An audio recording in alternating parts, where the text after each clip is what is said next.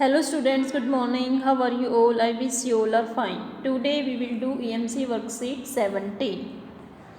प्रिय सहपाठी, कोरोना के चलते आप सभी विषयों के साथ साथ EMC की भी वर्कशीट कर रहे हैं, जो हम आपको हर हफ्ते भेजते हैं। स्टूडेंट्स, आपको पता है कि EMC की वर्कशीट हर मंडे को आती है और आपको पूरे वीक का टाइम दिया जाता है उसे सोल्व करने का।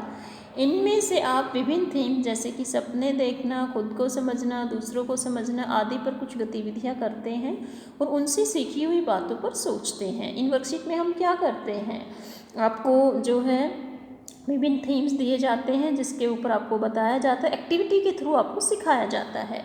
आइए इस हफ्ते हम छोटा सा ब्रेक लेते हैं। तो इस वर्कशीट में आपको जो है ब्रेक मिल रहा है, इसमें क्या है आपके फीडबैक लिया जाएगा जो हम वर्कशीट कर चुके हैं। इस बार हम अब तक की वर्कशीट पर आपका फीडबैक जानना चाहते हैं ताकि हम आपके लिए EMC के अनुभव को और बेहतर बना पाएँ। कृपया खुलकर अपने सुझाव हमारे साथ साझा करें। इस फीडबैक फॉर्म में बहुविकल्पीय प्रश्न है, मल्टीपल चॉइस क्वेश्चन है स्टूडेंट। इस फीडबैक फॉर्म में इनमें से निर्देशों के अनुसार जो विकल्प उपयुक्त हो उनका चुनाव करें। कुछ प्रश्नों में एक से ज़्यादा विकल्प भी आप चुन सकते हैं। ये नहीं है कि एक ही विकल्प सही है, आपके अनुसार एक से ज़्यादा विकल्प भी सही हो सकते हैं। ओके स्टूडेंट, मिली हुई EMC वर्कशीट में से आपने कौन कौन सी वर्कशीट पूरी की है, उन सभी विकल्पों पर सही का निशान लगाए जो आपने की है। तो मुझे आशा है स्टूडेंट आपने सभी वर्कशीट की हैं, तो आपको सभी विकल्पों पर सही का निशान लगाना है। जैसे हमने फर्स्ट पे की थी एंटरप्रेन्योरशिप माइंड से पाठ्यक्रम का परिचय, सेकंड हमने बड़ा सोचना पे भी हम कर चुके हैं वर्कशीट, स्वयं की समझ पे भी हम कर चुके हैं, दूसरों को समझना पे भी हम कर चुके हैं, सहयोग पे भी हम कर चुके हैं।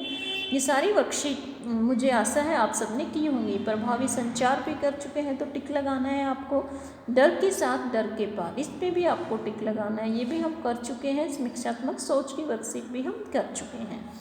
तो इनमें से आपकी पसंदीदा वर्कशीट कौन कौन सी है, उनके नंबर यहाँ लिखिए और इसका कारण भी हमें बताएं। तो इन सारी 8 जो थीम्स दे रखे हैं, इनमें से कौन सी वर्कशीट आपको सबसे ज़्यादा पसंद आई, आपको उसका नंबर भी बताना है और फिर आपको रीज़न भी बताना है कि वो आपको वर्कशीट क्यों पसंद आई। वैसे मुझे तो ये सारी वर्कशीट पसंद आई हैं। क्यों? क्योंकि इन सब से मुझे कुछ सीखने को मिला है, मेरे व्यक्तित्व में कुछ निखार आया है। तो इसका आंसर आपको अपने अनुसार देना है, जो पसंद है आपको उसका रीज़न भी देना है। ओके स्टूडेंट, अब हम आगे देखते हैं आपने EMC वर्कशीट को कैसे पूरा किया। जो विकल्प लागू हो उनमें से किसी एक पर सही का निशान लगाए पेपर पर उतार कर। तो स्टूडेंट मुझे आशा है आपने शायद नोटबुक अलग से बना रखी है, आपने उसके ऊपर उतार कर पेपर पर उतार पर की होगी। कुछ बच्चों ने सीधे PDF फाइल को एडिट करके भी, जो PDF फाइल में हम आपको लिंक भेजते हैं उसको हम एडिट करके उसी में आप अपने आंसर भी लिख सकते हैं। तो आपने कौन सी टेक्निक अपनाई है उस पर आपको टिक लगाना है, और यदि दोनों तरीक़ों से की है तो आपको दोनों पर टिक लगाना है। अगर दोनों, तो क्या आपको वर्कशीट PDF करना पसंद आया पेपर पर, तो आपको बताना है कि आपको किस में ज़्यादा मज़े आते हैं। तो यदि आपको PDF पर मज़े आते हैं तो आपको यहाँ पर PDF लिखना है, और यदि पेपर पर करने में आते हैं तो आपको यहाँ पर पेपर लिखना है, नोटबुक पे अगर आपने की है तो।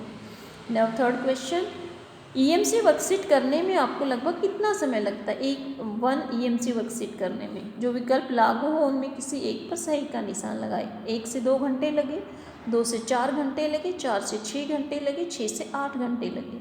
तो आपको किसी भी वर्कशीट में देखो एक्टिविटी करते हैं, एक्टिविटी करने में भी टाइम लगता है, फिर लिखने में भी टाइम लगता है। तो आपको 4 से 6 घंटे या 2 से 4 घंटे, इनमें से ही ज़्यादा टाइम लगा होगा। यदि 2 से 4 लगाया तो आपको 2 से 4 घंटे लिखना है। ओके, नाउ फोर्थ वन, क्या आप वर्कशीट में गतिविधियां करने के लिए दिए गए अनुदेशों को आसानी से समझ पाते हैं। 1 से 4 स्केल में जो विकल्प लागू हो उनमें से किसी एक पर सही का निशान लगाए। तो ये सारी ही वर्कशीट मेरे ख्याल से बड़े आसान भाषा में दी गई है, इंस्ट्रक्शंस बिल्कुल ईजी है, तो आपको समझ में आ गई होंगी। तो बहुत आसानी से समझ में आते हैं, तो आपको फोर्थ पे टिक लगाना है। मेरे ख्याल से कोई मुश्किल नहीं होती किसी भी वर्कशीट में।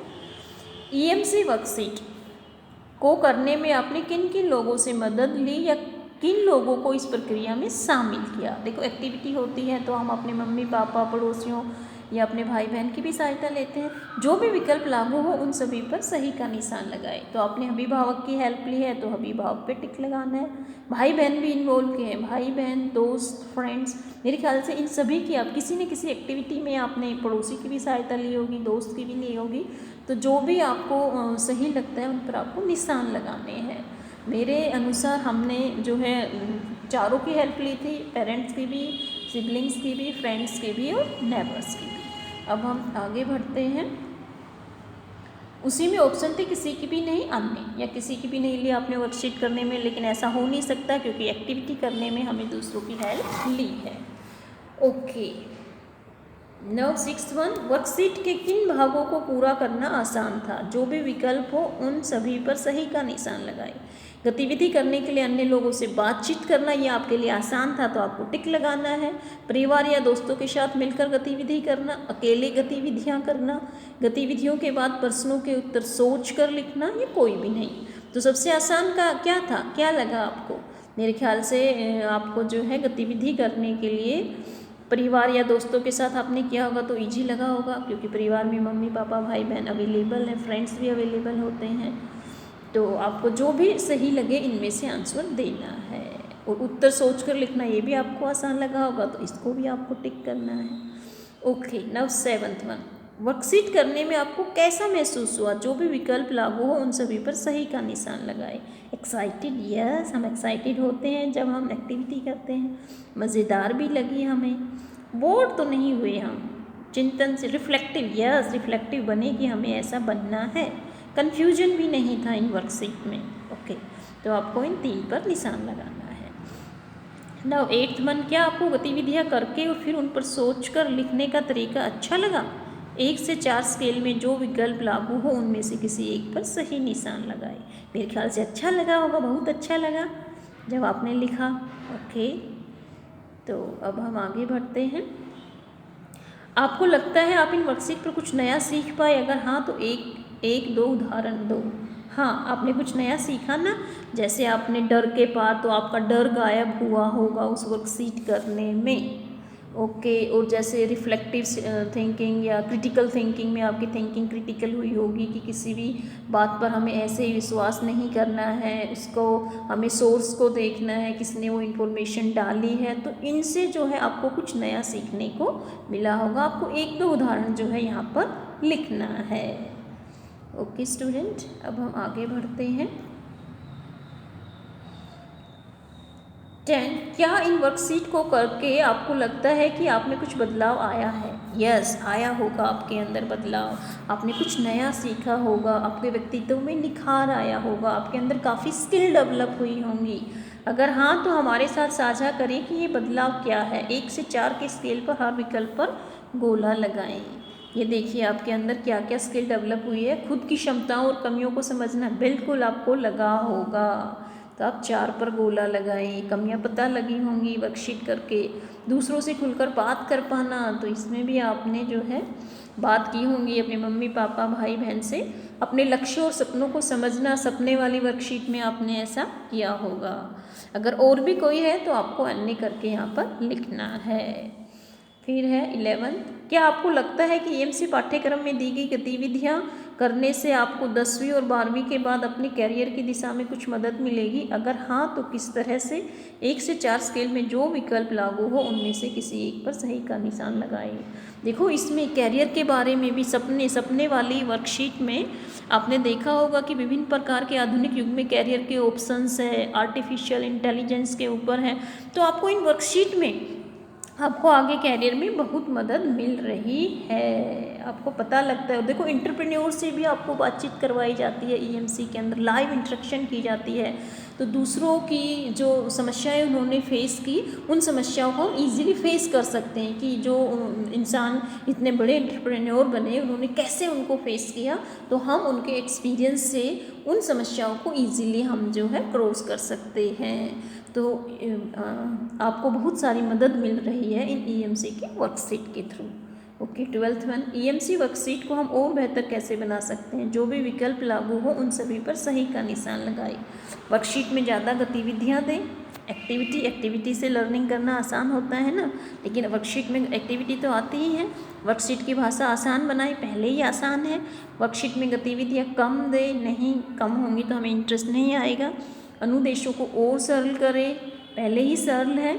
लोगों के साथ मिलकर काम करने वाली गतिविधि ज़्यादा दें, अकेले करने वाली गतिविधि ज़्यादा दें, जिंदगी में लागू कर सके ऐसी गतिविधियाँ ज़्यादा दें या कोई अन्य।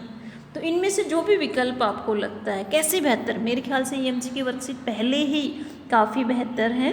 तो वो जैसी वर्कशीट हमें मिल रही है, अगर हमें आगे भी वैसे ही मिले तो हमारे व्यक्तित्व में निखार आएगा। या हो सकता है आप उसमें कुछ ऐसा चाहते हो कि स्टोरी के थ्रू समझाया जाए, कोई अच्छी अच्छी कहानियाँ हो, तो ये भी आपके जो है अपने सुझाव दे सकते हो इसके अंदर। तो आज का जो है ये वर्कशीट आपका फीडबैक फॉर्म ही था। तो आपको ये वर्कशीट समझ में आ गई होगी स्टूडेंट। फीडबैक फॉर्म को आप सही रिप्लाई दोगे, अपना जेन्युइन जो है आपको अपना फीडबैक देना है। तो नीचे जो है इसमें दे रखा है यूट्यूब चैनल है, आप सब्सक्राइब कर सकते हैं। और अगले वीक कौन लाइव एंटरप्रेन्योरशिप इंट्रैक्शन होगी उसके बारे में भी इस चैनल पर जानकारी मिल जाती है, तो आपको ये चैनल सब्सक्राइब कर सकते हैं। तो thank you for watching student, have a nice day.